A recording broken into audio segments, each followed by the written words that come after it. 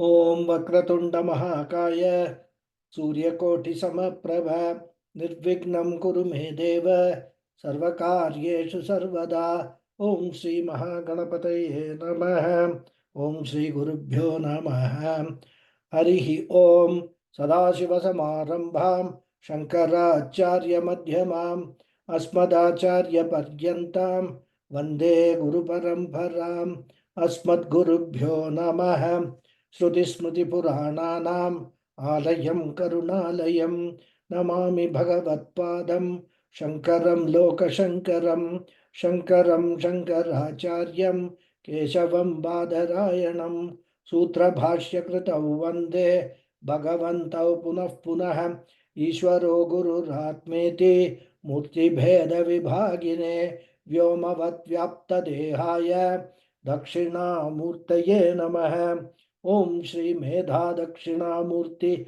स्वामिने नमः। ओम सहनाववतु सहनौ भुनक्तु सह वीर्यं करवावहै तेजस्विनावधीतमस्तु मा विद्विषावहै। ओम शांति शांति शांति। हरि ओम श्री गुरुभ्यो नमः। हरिः ओम। ओम पार्थाय प्रतिबोधितां भगवता नारायणेन स्वयं व्यासेन ग्रथितां पुराणमुनिना मध्ये महाभारतम् अद्वैतामृतवर्षिणीं भगवतीम् अष्टादशाध्यायिनीम् अम्ब त्वामनुसन्दधामि भगवद्गीते भवद्वेषिणीम् यं ब्रह्मा वरुणेन्द्ररुद्रमरुतः स्तुन्वन्ति दिव्यैस्तवैः वेदैः साङ्ख्यपदक्रमोपनिषदैः गायन्ति यं सामगाः ध्यानावस्थितदद्गतेन मनसां पश्यन्ति यं योगिनः यस्यान्तन्न विदुःसुरासुरगणाः देवाय तस्मै नमः। ओम। So, namaste once again, everyone.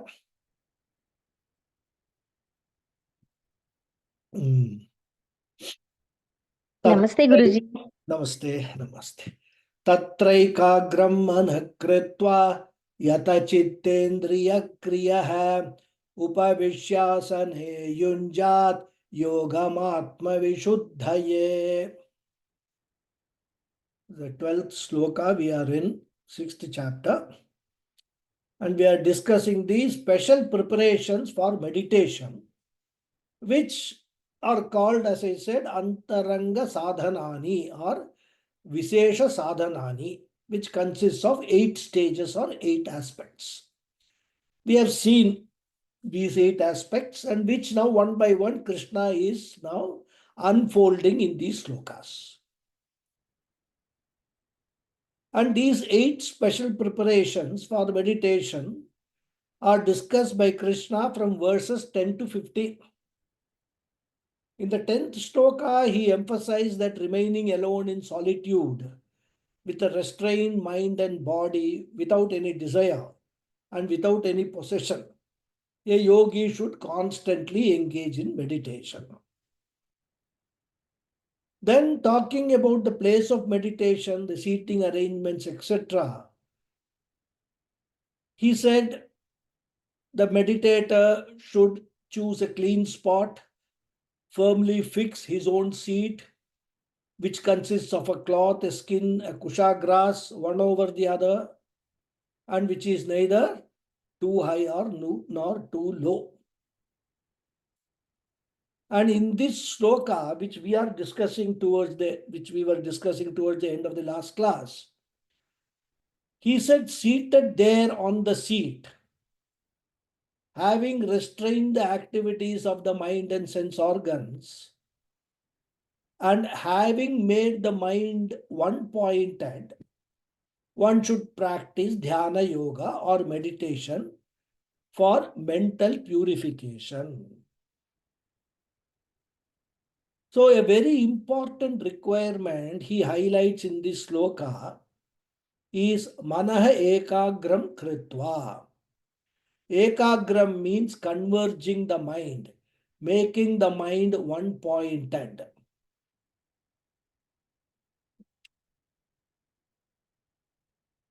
Because we do meditation for various reasons. Basically,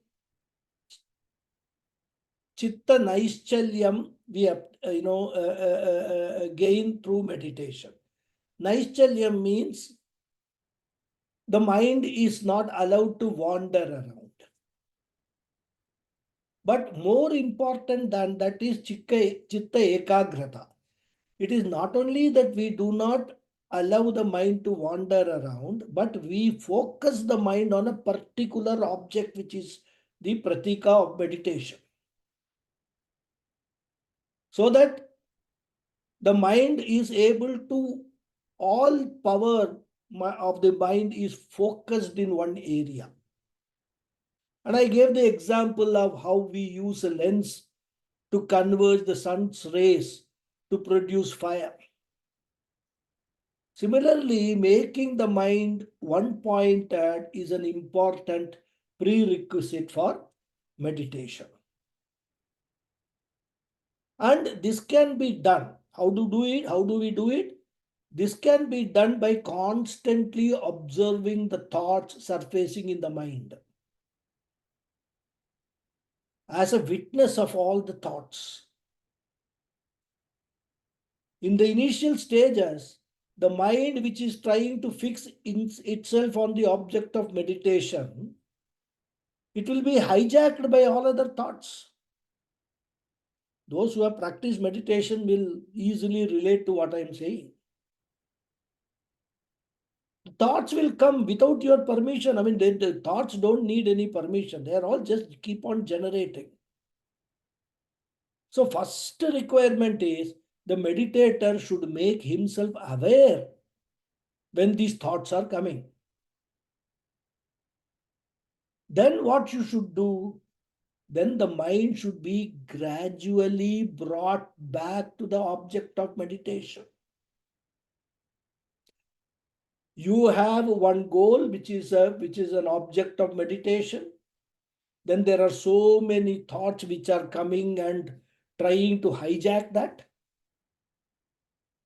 So one first of all needs to be aware of that these thoughts are coming in my mind which are irrelevant. I am not able to focus, so I should remove these thoughts first. But then that has to be done very carefully without applying any force on the mind. Because if we force the mind to wean it away from other thoughts,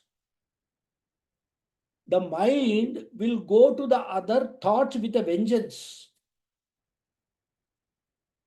And therefore, Pujya Swamiji used to advise that first, of course, we should observe those unwanted thoughts arising in the mind and refuse to entertain them and allow them to pass. What do you mean by refusing to entertain them? Well, normally, thoughts have a pattern. When suppose some thoughts come in our mind, let us say that we are sitting for meditation. Recently, we have returned from a trip overseas. It's a very beautiful sightseeing trip we had. And then, when we sit for meditation, one thought of, let's say, a place of Paris. Let's say we have been to Paris. A thought of Eiffel Tower comes in our mind. Now, if you keep dwelling on that thought, oh, I had been to Paris, that beautiful, we could go up and see the whole of Paris from there.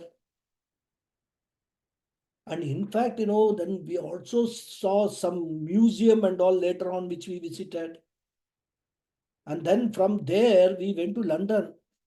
Like that, if we allow that one thought to grow into a chain of thoughts relating to the trip that you have had,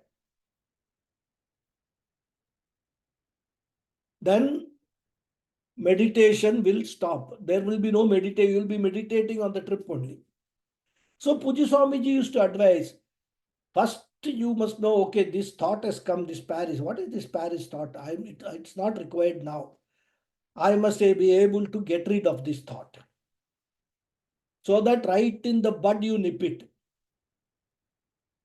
Refuse to entertain further growth of that thought. But don't force it. Let it pass. Let the thought come and let it pass. Because thoughts are fleeting always,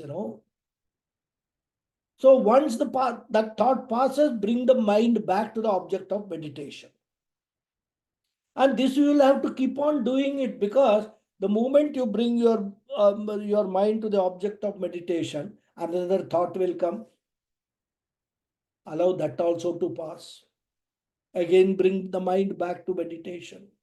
It's a constant process. In the initial stages, it will be a very big challenge. But with practice, we will be able to direct our mind the way we want.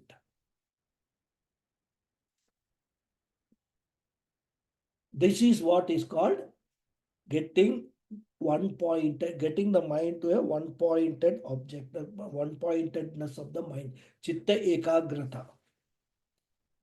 So that your only mind is focused on only one thing, the object of meditation. Then he says, Yunjat Yogam Atma Vishuddhaye. Yunjat Yogam. One should practice meditation. May meditation be practiced. For what purpose? Atma Vishuddhaye. Here the word Atma means the mind. Vishuddhi means purification. So Atma Vishuddhi means purification of the mind. So from this, one thing is very clear. Krishna does not prescribe meditation for knowledge. You cannot gain moksha by meditation. Because there are many schools of thought which prescribe meditation for moksha, which all go against the teachings of the Vedas. So Krishna does not say that practice meditation to get self-realization. Self-knowledge has to come only through the study of scriptures. Vedanta Shastra Vicharena Eva Jnanotpatti.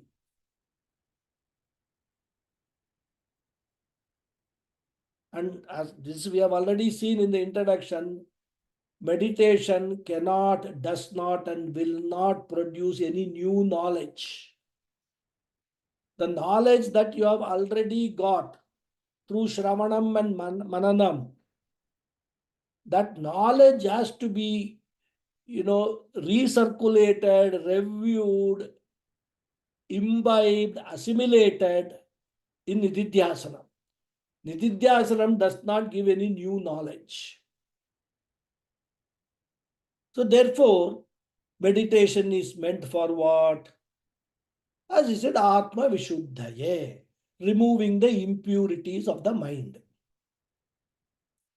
And the impurity of the mind are twofold.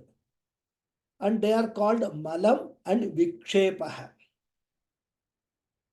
Malam refers to unhealthy ways of thinking, like raga, dvesha, kama, krodha, lobha, moha, madam, matsaryam. These are all called malam, impurity. Uncultured thought, unrefined thought, indecent thought, they are all called malam. And vikshepaha is the second impurity, which is extrovertedness of the mind, restlessness of the mind. Therefore, for removing the malam and removing the vikshepaha, malavikshepa rupa ashuddhi nivrityartam dhyana abhyasaha. Meditation is meant for removing both mala and vikshepa. And it is with this pure mind, first after removing the malam, one has to necessarily study the scriptures for knowledge. Now there is an issue, because all along we have been saying that meditation is to be practiced after gaining jnanam in the form of nididhyasana. Right? In the introduction also I said that the sixth chapter, the main focus of Bhagavan Krishna when he is talking about meditation is nididhyasana. And nididhyasana is to be done after the study of the scriptures, after Shravanam Mananam. But now we are talking about two types of impurities. And we are talking about meditation before jnanam. He says that one has to get this kind of a remove the malam and then gain knowledge of the scriptures. So there seems to be a contradiction. Actually speaking, if you carefully go through the notes of the introduction which I gave, I had said meditation can either be before scriptural study or after. In fact, both. Meditation should be practiced before scriptural study and after scriptural study.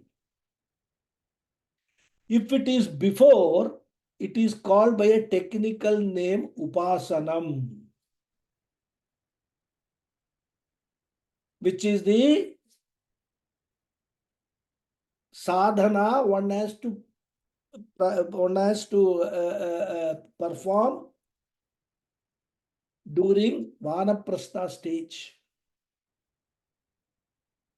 I mean, if you are able to, if you want to connect the four ashramas with what is to be done in each ashrama, then upasanam is coming in vanaprastha stage, which is a pre-knowledge stage, pre-jnana jnana yoga stage. Because typically this in our system, varnashrama dharma, scriptural study or for that matter Vedanta study, in-depth Vedanta study involving Shravanam, Mananam, Nididhyasanam is meant for the sannyasa stage. That is the structure of the Vedas. So, this upasanam before the jnanam is mala vikshepa for mala vikshepa nivrittihi. Removing all this kama, krodha, lobha, raga, dvesha, all that.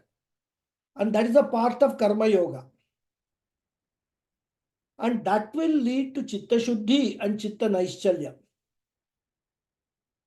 All this we have discussed in detail while discussing the topic of karma yoga. It's all just, whenever the context comes, we just recall those discussions. And after Vedantic study, after receiving the knowledge, Aham Brahmasmi, suppose a person practices meditation, then what is the purpose? Krishna says, then also it is for purification only. But purification from what? From which impurity? We have seen earlier that even after Vedantic knowledge, we have got the habitual vasana of body identification. We have got deha vasana, deha abhimana vasana, otherwise called viparita bhavana, otherwise called viparyaya. We said there are two things. After gaining knowledge, after Shravanam, we will still have two problems. Problem of samshaya and viparyaya. Samshaya is removed. Problem of samshaya is addressed through mananam. And the problem of viparyaya is addressed through nididhyasana. Therefore, pre-knowledge, that is before entering into Jnana Yoga, I did meditation. I got rid of all raga, dveshas, likes, dislikes, and also all the attendant impurities, kama, krodha, lobha, moha, mada, matsarya, etc. And then I gained the knowledge. With a clean mind, with a chitta shuddhi that I got through all karma yoga sadhanas, I gained knowledge. But I still have got a problem of viparyaya. And as long as the past habits are there, knowledge which I have gained cannot help me. As they say, habits die hard. But it is not that habits cannot be broken. Even entrenched habits can be broken or changed. Our Deha Vasana, or strong identification with our body, mind, sense complex, is such an entrenched habit which we have been carrying from all previous births, birth after birth, birth after birth. What we have been having is only Deha Vasana. It is only in this particular birth that we are now living. We understand that these problems are all there.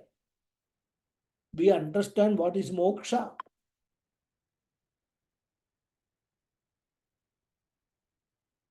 And for us to get rid of this Deha Vasana, this identification with the body, mind, sense complex, which has become an entrenched habit with us, we can change it through meditation. Therefore, in meditation, what I have to do? This is the Nididhyasanam meditation. I have to train my mind. I have to say, I am not this body, I am not this mind. I am the five-featured Atma. All that, which we have talked about Nididhyasanam, we have to train our mind. And the removal of this Deha Vasana is also called Atma Vishuddhaye. Therefore, Krishna very cleverly uses the word Atma Vishuddhaye and connects it with meditation so that we will understand that meditation is in any context is meant only for purification of the mind and nothing else. Thus, whether it is before the study of scriptures or after the study of scriptures, meditation is for purification only and not for realization. In fact, many people sit for meditation. I don't know whether they know what's the purpose of meditation. They will know, okay, if I meditate, I get concentration, things like that. What are you going to do with this concentration? If they're aiming for concentration in laukika, matters, fine. I mean, that's not a problem. Students, for example, they have to concentrate on their studies, and if they are having a problem, wavering mind, then meditation helps them. So we must understand why we are doing certain things in life, and from a point of view of spiritual journey, meditation is meant for these two purposes. Mala vikshepa nivrityartham. Now Krishna gives the next prescriptions for meditation. We will read the sloka 13. Samam kaya shiro grivam dharayannachalam stiraha samprekshya nasikagram swam dishaschanavalokayan. The Anvaya of the sloka is Stiraha Dharayan Kaya Shirogrivam Samam Achalam Cha Anavalokayan Dishaha Samprekshya swam nasikagram. Stiraha, remaining firm. Dharayan, holding. Kaya shirogrivam, the trunk, the head and the neck. Samam, erect. Achalam, unsteady. Cha anavalokayan dishaha, and not looking around. Samprekshya, one should look at. Swam nasikagram, the tip of one's nose, as it were. So, what he is saying, remaining firm, holding the trunk, head, and neck erect and steady, and not looking around here and there. One should look at the tip of one's nose. How do you look at the tip of one's nose? Bringing both your this eyes, the pupils together, and then you look at this. So both will be in this, converging, the eyes. We'll talk about it. So Krishna comes to further details now. Now he talks about the posture. And as I said in the last class, sitting down on the floor with the asana is the ideal posture for meditation. And we also saw that sitting down on the ground with folded legs and making the maximum base area of the leg, very ideal situation. Your body will be relaxed. But then that does not mean that if that is inconvenient for you or you are not able to do for whatever reason, you can sit in a chair or any other type of seating arrangement you can have. But whatever type of seating arrangement that you choose, one important point is that your body should be steady and straight.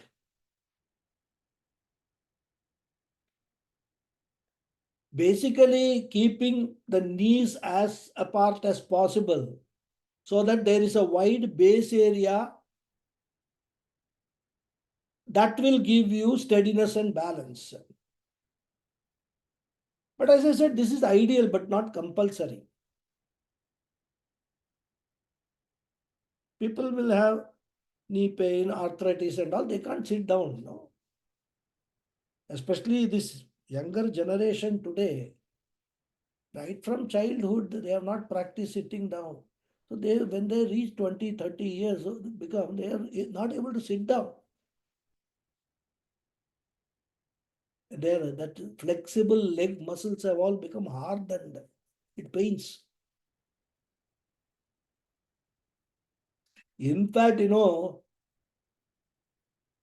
if you lie flat and do meditation, it is okay. As long as, of course, you don't doze off.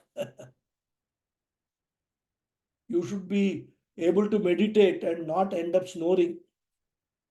So the seat, how you are going to meditate is not that important. But what is important is the steadiness of the body. It should be in a straight line. Body, neck, and head. That is your backbone should be straight. And all these are all prescriptions. And all prescription is a suggestion rather.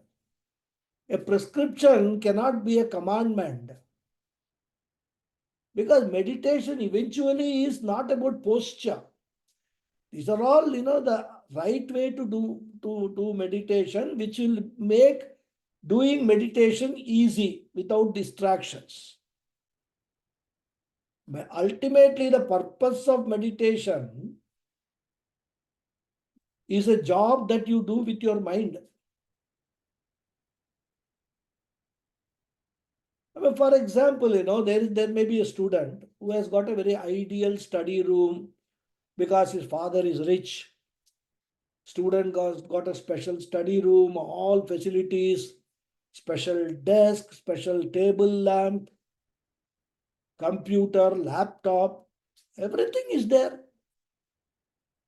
But do you think that just because all those things are there, the student will study well?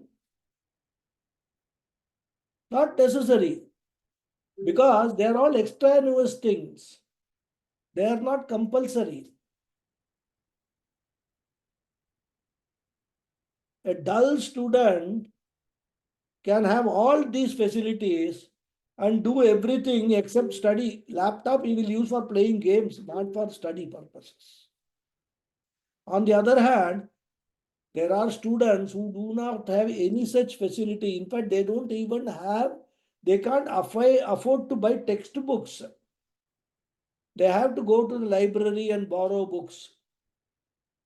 Sometimes they don't have electricity in their homes. They will be studying in street lights. But they will be studying and scoring very high marks. Why? Because study is the job of the mind. All other conditions are prescriptions or suggestions. They are not commandments. If it suits a person, one can follow. Otherwise, one need not follow them. Therefore, sit in any posture which is comfortable, in which you are able to relax. Then turn your attention at the condition of the upper part of the body. That is, from hip onwards, follows Krishna's instructions. Samam kaya shiro grivam. The upper body should be erect. There's a purpose why Krishna is saying that. Kaya means the body, from hip to neck. That's called kaya. Then griva means the neck. Shira means the head. So these three must be aligned and in one straight line, perpendicular to the ground, 90 degrees to the ground. It should not be like this or backwards, obtuse angle. Only right angle. Samam kaya shiro grivam. Again, this comes by practice. And in yogasana, this is emphasized. So yogasana, part of karma yoga, becomes very important for all these things, for spiritual journey rather. You can learn how to sit properly, straight, with the back straight. And the straight posture is prescribed because of a very important reason. When the body is straight, the breathing will be smooth and even. Because unlike animals, human beings have a disadvantage. Animals are horizontal, and therefore their body weight gets evenly distributed. Whereas for humans, because of growing vertically, the whole weight is borne by the legs and the backbone. And with the result, the backbone tends to bend. And that is why we get the back problem, knee problem, etc. Why do we get these problems, especially in old age? Main reason is the body is carrying these two parts, the backbone and the knees are carrying the whole weight of the body throughout your life. And obviously, you put more weight, it will bend, it will give way. So, in meditation, the appropriate posture becomes important. And in fact, a lot of research is going on, scientific research. A special science has developed called ergonomics.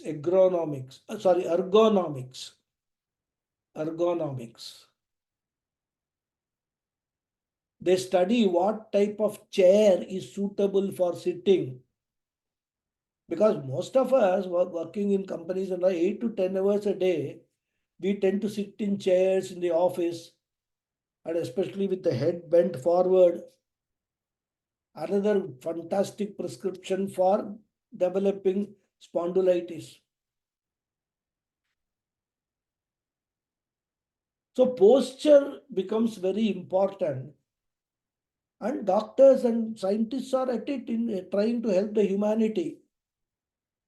And they have come up with these chairs which help you to sit with a straight back, very some shape and all they give to the chair so that when you sit in the chair, they call it, ergonomic chair.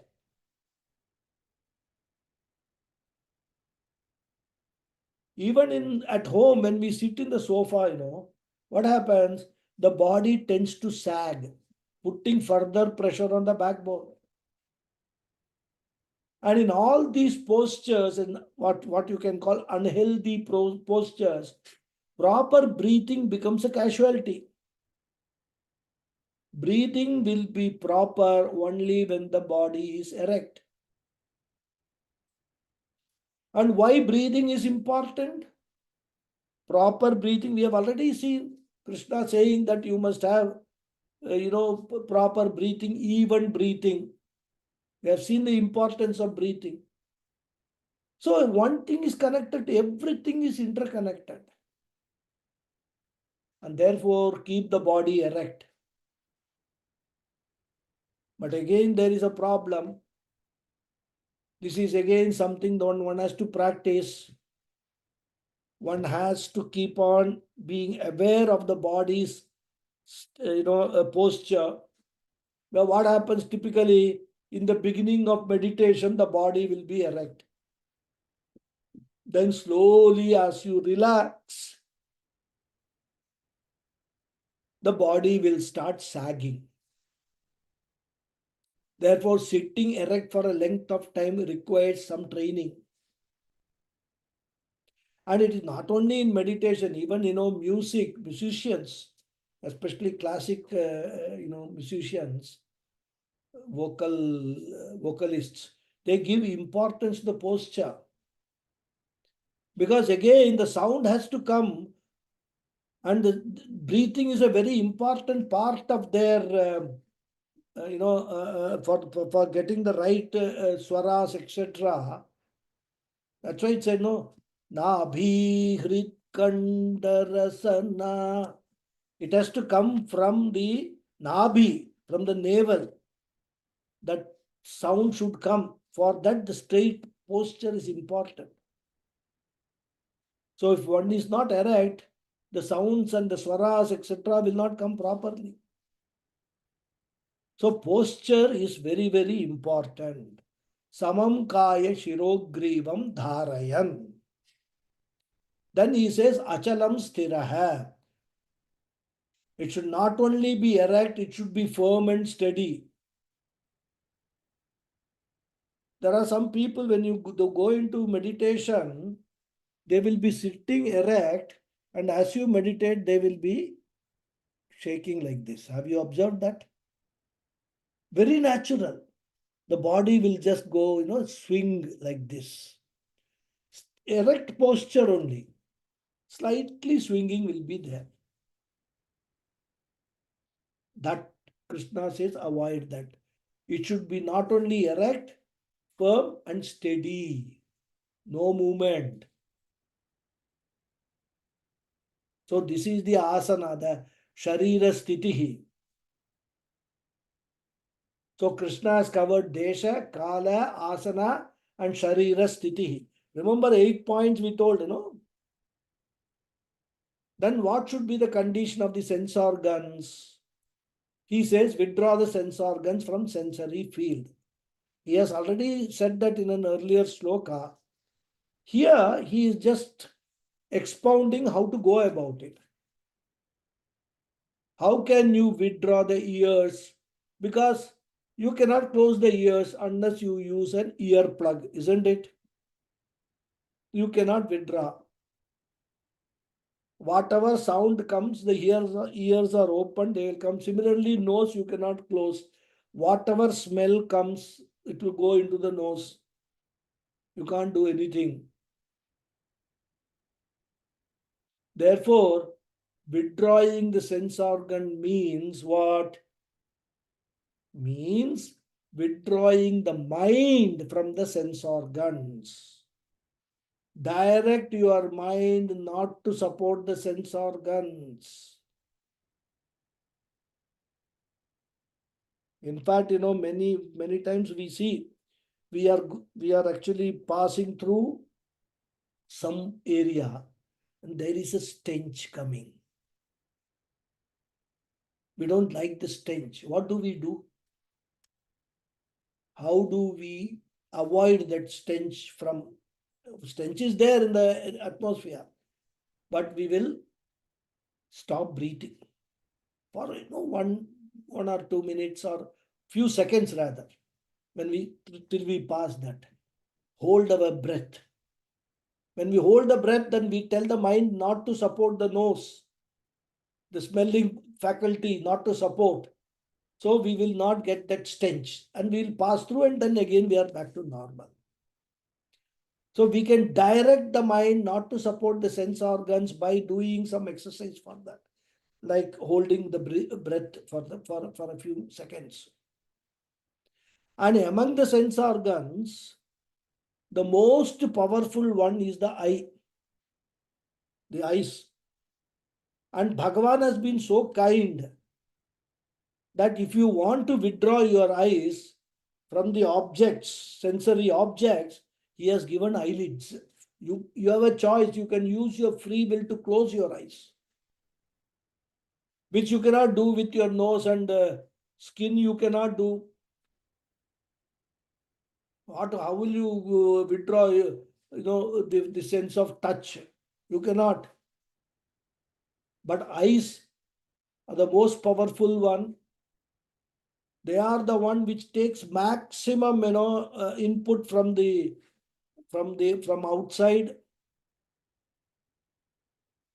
and we have got the Bhagavan has given the eyelids, and therefore Krishna says you have got these faculties, these benefits.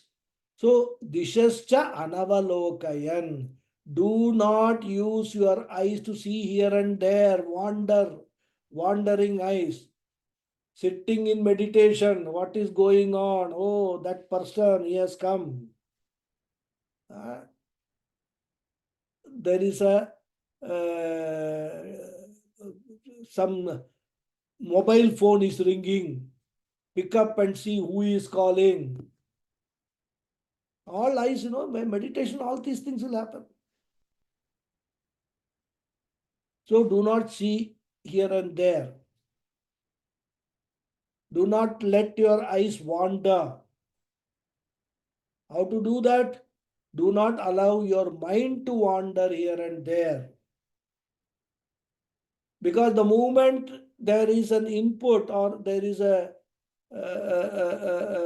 some signal coming, the mind gets it and then directs the eyes to see there.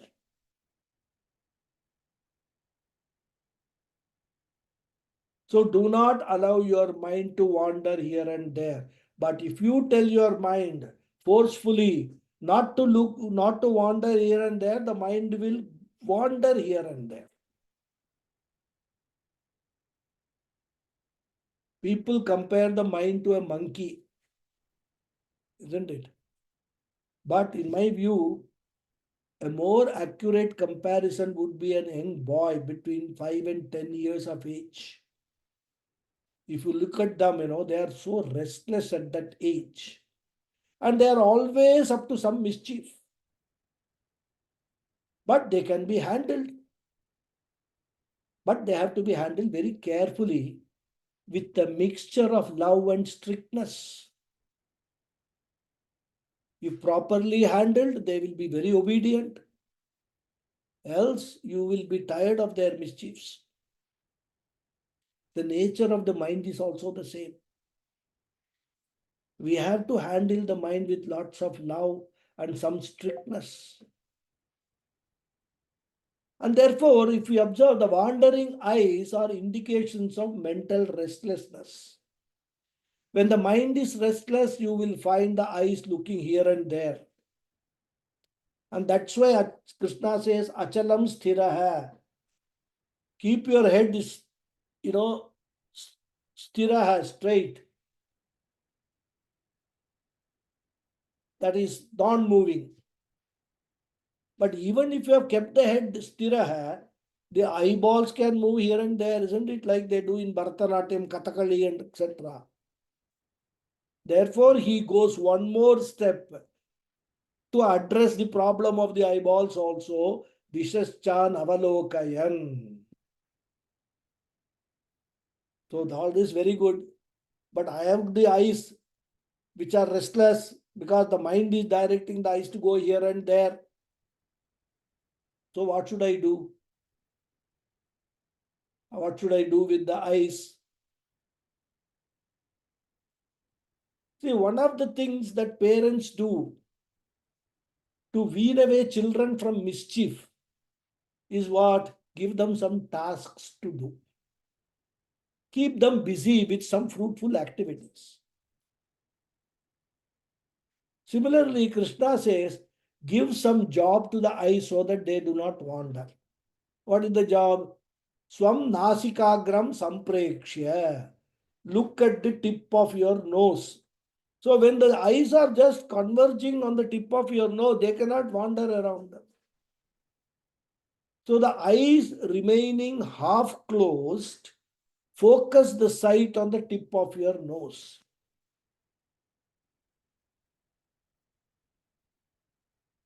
And Krishna makes it very clear.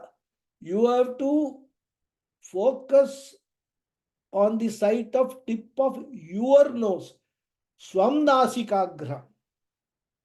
Otherwise, if he doesn't use swam, people say nasikagram sampreksha, so I will see the other person's nose. Especially if you are doing group meditation, they will all look each other tip of the nose of another person. And that's the reason Krishna also said earlier, ekaki.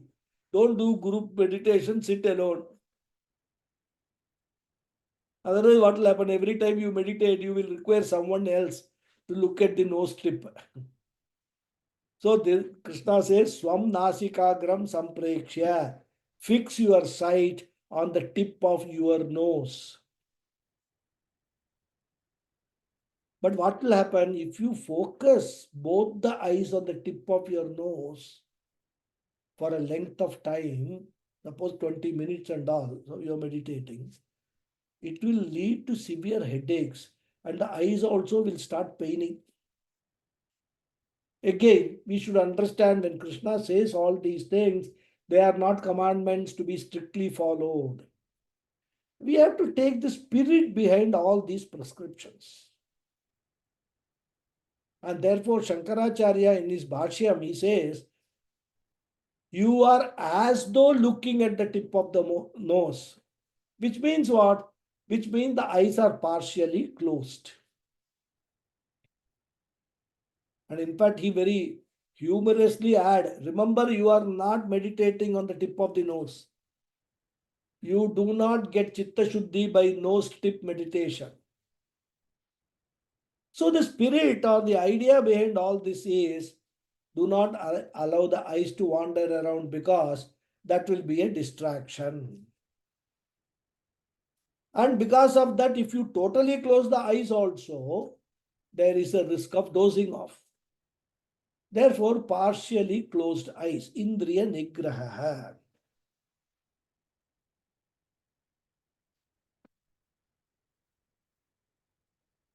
Then we talked about Prana Samyam in the introduction. But Krishna is not talking about breathing regulation here because he has already talked about it at the end of the fifth chapter as we saw in the last class. Sparshan kritva bahirbahyans chakshuchaivantare bhruvoho pranapanau samau kritva nasabhyantara charina. That sloka we have to connect here. From fifth chapter we have to bring it here. Now, when we bring that sloka, there will be another confusion. In that sloka, in the fifth chapter sloka, he says, Chakshuhus chaivantare bhruvoho. He said, look at between the eyebrows. Bhruvoho means eyebrows. But here in this sloka, Krishna says, Swam sampreksha nasikagram. Look at the type of the nose. A student will naturally ask, tell me one thing, Guruji, where should I look, between eyebrows or the tip of the nose? Well, both I cannot do at the same time. So what we have to understand, the very fact that Krishna is not consistent indicates that he is not making this a commandment. He is not particular about where you look, whether tip of the nose or gap between the eyebrows, etc. That's why he does not want us to bother too much about those details. In fact, many times our problem is we get lost in the details and we just lose the very purpose why we are doing certain things. Even while doing puja and all that, what's the purpose of doing that should be very clear. If you have missed some steps here and there and all, they are all matters of detail. What is most important is the bhavana with which you are doing puja, the sincerity with which you are doing puja. So, in this context, also, what is important, that you should not let your eyes wander for them to become a distraction for meditation. That is the spirit we have to take. So even if you are able, if you want to close your eyes and having an active mind which is focusing on the object of meditation, if you are able to do that, it's perfectly okay. Krishna doesn't say close your eyes, but if you want to do meditation, closing your eyes, perfectly okay, so long as you don't fall asleep. So you can gently close your eyes. Slightly, just to cover. Mind is completely engaged in meditation.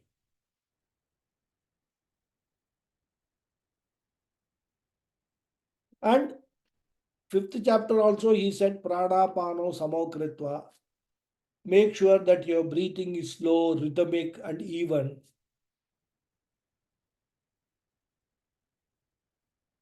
In fact, in yoga, yogasana, Patanjali yoga, they talk about prana vikshanam. Prana vikshanam is a very good discipline and it is different from pranayama. Pranayama is regulation of breathing. Prana vikshanam is observation of the breath. It is only when I observe my breath or my breathing, when I am aware of the breathing process, the very awareness of the breathing process makes it smooth and even. So for pranayama to be, to be successful or effective, prana vikshanam is the first stage. How do you know that you are evenly breathing through both the nose? First, you have to observe the breathing. In fact, bring your mind first to the tip of your nose and you just observe how the air is going in inhalation and how it is coming out exhalation. And if there is imbalance, first try to correct that imbalance. These are all, very, very subtle points, very important, which is called prana vikshana. And this is what is prana samyam we can relate to. So now Krishna has talked about what? Desha, Kala, Asana, Sharira Stitihi, Indriya Nigraha and Prana Samyam. What are we left with? Two items. Mano Nigraha and Buddhi Nishchaya, which he will be talking in the following verses. We will read verse number 14. प्रशांतात्मा विगतभिः ब्रह्मचारी व्रते स्थितः मनः संयम्य युक्त आसीत मत्परः. The Anvaya of this sloka is Stitaha brahmachari vrate prashantatma vigatabihi sanyamya manaha yukta asita machittaha matparaha. You see the word meaning. Stitaha, remaining. Brahmachari vrate, in the vow of brahmacharya. Prashantatma, with a calm mind. Vigatabihi, without anxiety. Sanyamya manaha, and restraining the mind. Yukta asita, the disciplined one should remain. Machittaha, with the mind fixed on me. Matparaha, and with me as the supreme goal. So directly he is talking about Nididhyasanam here. This is the place where we understand that what Krishna is coming to is not Chitta Shuddhi meditation, but Nididhyasanam meditation. And when he says, fix the mind on me and with me as the supreme goal, he is talking as what? Paramarthika Atma. He is talking in this Nirguna Swarupa. He is talking about the entire Vedanta teaching. Fix your mind on the teaching of Vedanta. So he says, remaining in the vow of brahmacharya with calm mind, without anxiety, restraining the mind, the disciplined one should remain with the mind fixed on me and with me as the supreme goal. So what should be the condition of the mind he is talking about here? Mano nigraha. As we saw, the mind has got disturbances from two quarters. One is from past experiences. We might have regrets, bitterness, anger, irritation, etc., which all can surface during meditation. Because the mind is full of vasanas or impressions of those past experiences. They all remain deep within. And what happens when the mind is quiet at the time of meditation? All the problems within can surface. And typically this happens if you observe when you go to sleep. Because one of the important things that in sleep you have to do is you have to calm your mind. As long as mind is agitated, you will not get sleep. And agitation of the mind happens because you are trying to calm your mind to sleep, and at that time when the mind is going into the calm mode, all these thoughts surface. All problems surface at that time. Whole day you might not have thought about those things at all because you are busy with so many things. When you are in the bed, close your eyes and trying to sleep, all this will come. Similarly is the case with meditation. When we withdraw the mind from the external world, the conscious mind is free now. And therefore, from the subconscious mind, our past experiences can surface and disturb us. This is the first type of disturbance based on past experiences. And Krishna now tells us how to handle that. He says, never allow the past experiences to disturb you.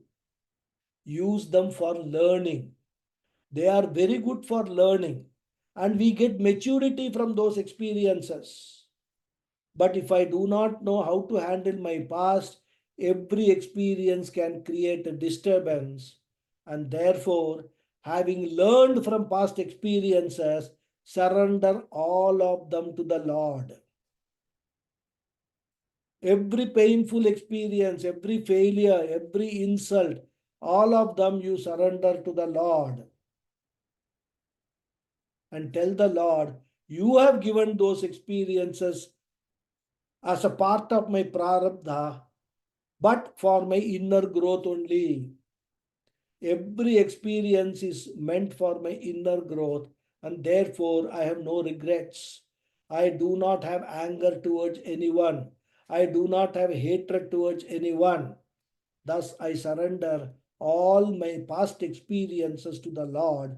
After absorbing the knowledge from them, after gaining all the lessons to be learned from the past experiences. Okay. More we will see in the next class. Om Purnamadah Purnamidam Purnat Purnamudachyate Purnasya Purnamadhaya Purnamevavasishyate. Om Om Shanti Shanti Shanti Harihi Om. Harihi Om Shri Guru Bhyo Namah Harihi Harihi Om. Om. Thank you all. Dhanyavadaha. Thank you धन्यवाद very much. Guruji. Thank you ಧನ್ಯವಾದ very much, Guruji. Hari Guruji. Om. Thank you, Guruji. ಧನ್ಯವಾದ ನಮಸ್ಕಾರ. ಗುರುಜಿ. Thank you, Guruji. Thank Guru you. पूर्णिमा नमस्कार. Thank you. Guruji, Namaskar. you mentioned about watering of eyes, which is due to anxiety. How about yawning? Yawning is again an indication of tiredness or advent of sleep. Of course, Krishna No. doesn't talk here because he does not. He is very he thinks that we are all very spiritually Inclined. yeah, advanced stage, so we will avoid sleep and all that. But yes, I mean that's another very, because that we talked about in earlier also, that the closing the eyes will lead to this Sleeping. risk of Tending to closing sleep. off. This, And yes. there the indication is, first indication you will get is yawning. When you observe the yawning, that you are yawning, you will know, oh my God, this is something not going right, right? So again, you have to bring that into control. Control. Yeah. Mm. So At times during even prayers, I have noticed, at times yawning comes. see, yawning comes for two reasons. One is boredom. Boredom induces sleep. Correct. So when the mind is either not having any occupation, in the sense that any occupation which you feel is useful, the mind is engaged in an occupation which is useful, which is important for you, it will be very alert. When you are, suppose you don't like Carnatic music, somebody forces you to take you to a music concert, you can observe, you will end up yawning whole through the concept, because that somebody who is taken you is sitting near you, so you will not actually go to sleep. But boredom also, so boredom induces sleep actually, one of the reasons. Then fatigue also induces sleep. Fatigue, So I both agree. when Yes. you are bored and when you are fatigued, yawning is an indication of that. Tired, you will yawn, right? So, but again, the tiredness is a yawning gives you indication you are very tired, you must take rest, go to sleep. So again, it is connected to sleep only rather. Body is demanding rest. So the yawning comes rather, right? So there also, it's all to do with the, paying attention, awareness of what you are going to do, focusing your mind on that and removing all unnecessary things from there. You have to have that. I mean, that is the initial stage. You have to practice it a lot. After practice, it will become okay rather. Then you will not worry about all these things. Correct. So Absolutely correct. good point. Yawning is a good point, but as I said, is connected to the closing eyes, sleeping, and all that kind of a thing. True. Yes, Thank you very much, Guruji. Thank you. Namaskaram, Guruji. Namaskaram. I have a question. No, I do daily puja and I recite Purusha Suktam, Sri Suktam, all this. Now that itself when I'm doing my mind, as I begin, it is concentrated. Then over a period of time, since I know the sloka, I don't use the text. So then my mind wanders. Now, this thing is, I'm not able to, now I'm 77. Now, I'm not able to, not, I can't say find time, but I'm finding it difficult to do allot time for meditation. Because by the time I get up and then do my chores, my walking, all that, and then, but I'm trying focus on my puja and trying to bring it as much as possible that when I recite, I should be focused only on that. Even every Saturday, I'm trying to do this Sahasnama. Initially, first few namams I am concentrated, and then mind wanders. Now, this thing is now if we are able to try and make effort and see that this puja and this is concentrated and recited with a focused mind, which may take little time for me. Now, is that sufficient, or should I also get into this meditation? See, meditation, in my view, is not something that you need to sit and practice. Even while walking, you can meditate. What is meditation? As I said, it's a job of the mind. If you are able to focus your mind on a particular thing for a period of time, that period of time may be as small as 5 minutes or as long as 3 hours, right? It doesn't matter. But once you start 5 minutes only, you can keep growing it rather, right? So what you should be focusing is whatever you are doing, if you are able to meditate on that, one activity at that particular time, full attention paid to that particular activity. That is meditation. The purpose of meditation is what? Training your mind to focus on a particular activity, and which is important from a point of view of Shravanam Mananam, right? To learn. And when you focus on that, again, whatever you are learned in Nididhyasanam also, that becomes very important. So that you are getting rid, your Aham Brahmasmi knowledge, if it has to be imbibed, assimilated, constant repetition of that is required. You have to bring back to your mind all the teachings that you have got in Shravanam and Mananam, and then do Nididhyasanam on that. For all this, focused mind is required. So if you are able to train your mind in any other manner, I mean, meditation, if you define, meditation is nothing but ability to focus your mind on a particular thing. That is meditation. If you are already able to do that, then you don't need a special meditation session for that. Here, Krishna is prescribing for people who are just beginners, who are starting, and either Vedantic beginners or even otherwise also who have got a lot of impurities. So, as I said, meditation can be used for both. But the purpose of both is what? Chitta Ekagrata and Chitta Naishalyam. These are the two purposes of meditation. So that is the whole purpose. So if you are able to do that in any other way, then that is you have achieved the purpose. There is no need to sit 15 minutes or whatever it is for meditation separately for that. You know, earlier when I used to do the Gayatri Japa, I had a problem, the same problem.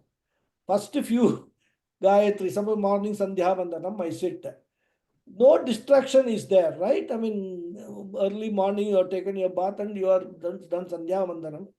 But the moment I start Gayatri Japa, mind will start going here and there. Maybe 5 or 10 japas I will be able to do out of 108. Then I found out one way of doing it. See, there is a chanting of Gayatri Japa which is available on internet and all that. It has a tune. Yes. Om Tat Savidurvarenyam Bhargo Devas. I mean, the tune also exactly I cannot reproduce, but it is comes with a tune. Now, Gayatri Japam should not be done with a tune. Rather, Japam should be done as Japam. But that tune helped me because whenever then I started doing Japa, as I told in the last class also, the Pancha Avasana is to be observed rather. Om is a separate, has to be pronounced separately. Bhurbhuva Swarom has to be pronounced separately, not combined, right? So Tatsavidura, so it should not be fast also. So that tune I recall in my mind.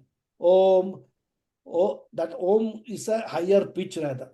Om Tat Saviturvarenyam Bhargo Devasya Dhimahi Diyo Yonah Prachodayate. So the Pancha Avasana comes. So for quite a period of time, I used to focus my mind on the tune. Then the Gayatri became automatically that tune plays in my mind, and then along with that the Gayatri Japam is going on. After that, of course, now it is much easier. The tune has been done away with, so I am able to do the Pancha Avasana, this thing.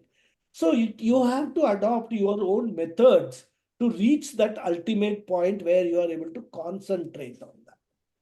That Okay. is what is important. Whether you are doing Purusha Suktam, when you are doing Vishnu Sahasranama, initial stages may take a little more time. Vishnu Sahasranama, okay, I start Om Vishwasvai Namaha. Now what is the meaning of Vishwasvai Namaha? Now we have done Vishnu Sahasranama names. Then just keep reading it. Then bring at least a few namas, the meaning of that nama. What does it mean? Well, we have seen from a Vedanta angle. So from when you are doing meditation, even if you are able to bring the meaning of those namas, that is Nididhyasana. Okay. So you have to probably innovate, make your own system for this. There cannot be one size fits all kind of a thing in all these things. You have to work out your this thing. What best works for you, you do that. Purpose is only one. Purpose is same. As long as you are able to do that. Okay. Thank you. Quite Very- clear. Thank you. Thank you very much. Thank you. Thank you. Yes, Arun Kumar ji. Namaste, ji. Namaste, Guruji. Namaste. I have a question. The verse 12, 13, 14, all of them pertain to meditation as a process. But you Preparation. had mentioned Preparation. preparation. For meditation. Yeah. Preparation for meditation, what and all we have to do. And in between, you had mentioned that we do this for Chitta Suddhi. And then later, you also, right now, also mentioned that we do it for the final stage of Nididhyasanam. And then, so in this, how do we distinguish in the execution by adopting what? Suppose somebody wants to do Chitta Suddhi, means what same, what is the distinguishing feature between 12, 13, 11, 12, 13 and 14 for adopting it for What purpose, right? exactly. How do you, within the mantra or No. See, first of all, we must be aware of our life, right? Now, suppose you observe that you are short-tempered. You get upset with things very easily. You get anger quite often. You don't need to observe that people around they will give you feedback. Especially your family, your spouse, your children will tell you what you are getting angry for nothing and all that. So when you are having all those problems, they are the first obstacles for spiritual journey. Strong likes and dislikes, right? Binding likes and dislikes, I mean, something, I can't live without that kind of a thing. All those kind of a things. If you observe that you are a victim of all those things, somebody has got promotion in your office, you have not got, you feel jealous of him, right? Big impurity. This we may not tell anybody. This will be in our mind only, this jealousness. But I should be able to observe, be aware that I am jealous of this. So once those kind of things are there, then you cannot even talk about Sravanam, Mananam, Nididhyasanam, because that will not make any sense to you. So the first meditation you have to do is to get the Chitta Shuddhi. Chitta Shuddhi means removal of all these impurities of Raga, Dvesha, the Krodha, Lobha, Moha, all that impurity. Once you are sufficiently satisfied that those impurities have been removed, that's the first stage of filtration. Then only you come to Vedanta, you come to Upanishad, it will make any sense to you. Otherwise, you can do Shravanam for 25 years. If you continue with this mindset, nothing will happen.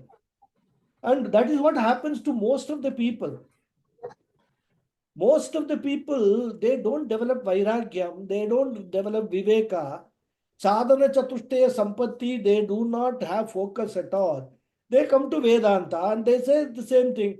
25 years I have been learning Upanishad, but it has not made any difference in my life.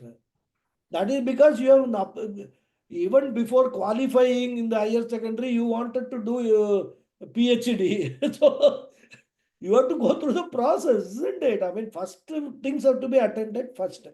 So that itself will give you the answer to your question, what am I suffering from? If you have got a sufficient degree of sadhana, chatu, viveka, vairagya, titiksha is what?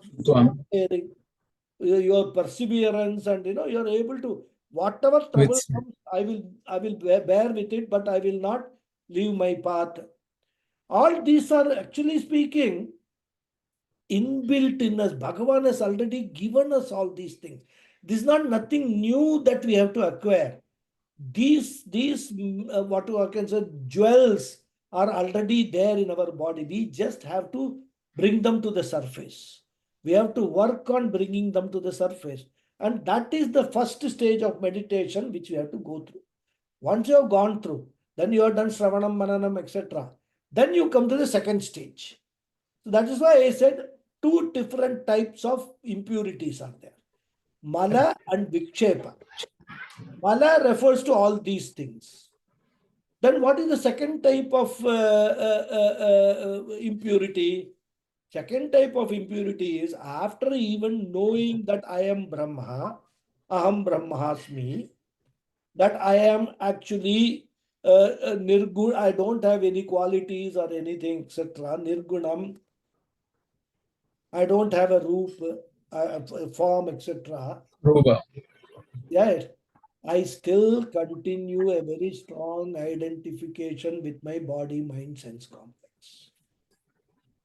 It is not only that when I introduce myself to the others, even in my own mind, I am not able to get rid of this identification with the body, mind, sense complex. That is the second impurity, which you have to cross if the knowledge of Aham Brahmasmi has to be assimilated completely and embedded in your subconscious. Then what will happen? Then when you, within you, in your mind, you will know what your Swarupa is. Irrespective of what others, the way others treat you or they consider you. In fact, in front of others, you will behave as if you are an Agyani. But in your mind, you will know that I am a Jnani. I have nothing to do. That's why I said in one of the classes, after that, whatever you do will be role playing only. I am a father, so I am playing the role of a father. What is a typical role I will play? But in my mind, I know I am not a father, I am not a mother, I am not a sister, I am not a brother, I am not Ganapathy, I am not this body-mind complex, I am Brahman, Atma. That is the second stage meditation, which will make you assimilate this knowledge. So these are the. So you have to identify which stage you are in and then accordingly adopt the meditation. No, yes, sir. To adopt, the process or procedure prescribed appears to be the same, as you rightly pointed out. But whether we should focus on what exactly is the differentiating element, whether it is a mantra that is to be focused upon in the first stage for removal of chitta ekagram and first stage. Not What mantra. exactly? There is no Ah. mantra. See, Yes. suppose you have got, you identify your problem as getting angry. You want to get rid of that. Then you must meditate on the factors which are driving you to anger. Okay, okay. Then you must say, tell yourself, tell your mind, next time somebody calls me an idiot, I will not get angry. I will smile and say thank you and go away. Right? Or suppose you find that every day morning, I mean, in one of the classes, I think I gave that example. There was this lady giving coffee to her husband every day morning. One day she forgot to put sugar in the coffee. This fellow sips that coffee and starts shouting at his wife. What nonsense! You are so careless. You don't even take care to put sugar in the coffee. You have given me a bland coffee, blah, blah, blah. Now, all the days that she has put sugar, you don't even bother. It was a sort of a taken for granted. One day she missed because error can happen with any human being, but what was your reaction? Your reaction was very violent, right? Made her cry on a normally, we say on a Friday morning, women should not cry and all that kind of a thing. Typical. Made her cry on a Friday morning, right? It is not supposed to be good. But that, forget all the superstition behind it. For your own sake, you have been ahimsa, you have been in fact not practicing ahimsa. So when you are looking to, okay, in every aspect, I will practice ahimsa, includes the psychological ahimsa also. I will not talk like this. I will train my mind not to react, but to respond. Right? So again, there may be so many ways that you can do it. One of the thing is, whenever anybody says anything, I will not immediately give my react. I will wait, think about what that person has said, and I will give a response if required. If not required, I will keep quiet. So like that, again, depends upon what the issue is. And then focus on the issue. Focus on that issue. There is no mantra for it. You have to train your mind that this is my issue. I have to get rid of it. I have to get rid of it. I have to. There is no chanting of Om or any other No, mantra. nothing. Because your meditation is for improving your overall personality, internal personality, external personality, everything. That is the purpose of meditation. So it has got no Om mantra and all that. That is another, that is upasana when you do, because before you would even get into this, this personality development oriented meditation, you have to learn to focus your mind. Isn't it? Because then only it will work. For that, this Om or this, some alambana, some meditation, on that you keep focusing the mind. So it's a process. One is training the mind to train rather, right? So initially, if you have to tell your mind, in fact, if you tell your mind that you are angry, you are getting angry, that is wrong, it will say, what is wrong in getting angry? When that Ego. says like this, you will try to justify the anger in the initial stage. That fellow, when he says like that, I will get angry only. I will not say sorry. Why should I say sorry? What wrong I have done? These are all typical responses of an ego-centered mind. Right? So for that mind, first of all, you have to sharpen the pencil, like sharpen the mind. For that, the other, upasana type of meditation, where you have alambana on some object or even Bhagavan's murti. Like for example, Vishnu Sahasranama, when you are chanting, you are trying to focus the mind on Vishnu's rupa and then training your mind to focus. So that is a preliminary stage. You do that. Okay. There you can do Om and things like that and all. But the meditation that we are talking about from a spiritual angle is for removal of malam and vikshepa. That is the meditation we are talking about. Okay. Thank you, Guruji. Thank you. Hari Om. Thank you. Any other question?